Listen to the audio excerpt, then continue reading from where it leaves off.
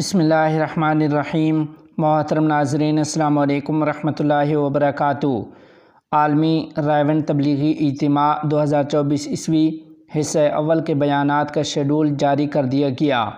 تفصیلات کے مطابق عالمی تبلیغی اجتماع 2024 آج 31 اکتوبر بروز جمعرات بعد نماز عصر سے شروع ہو رہا ہے، جس کے بیانات کی ترتیب درج ذیل ہوگی۔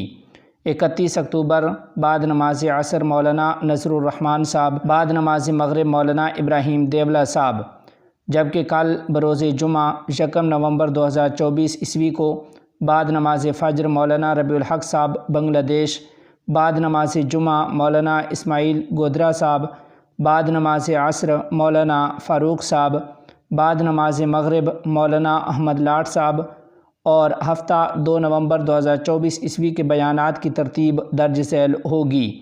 بعد نماز فجر مولانا عبد الرحمن بمبئی، بعد نماز ظہر بھائی فاروق بنگلور، بعد نماز عصر مولانا زہیر الحسن، بعد نماز مغرب مولانا ابراہیم دیولہ صاحب، اور آخری دن یعنی 3 نومبر 2024 عیسوی کو بیانات کی ترتیب درج ذیل ہوگی۔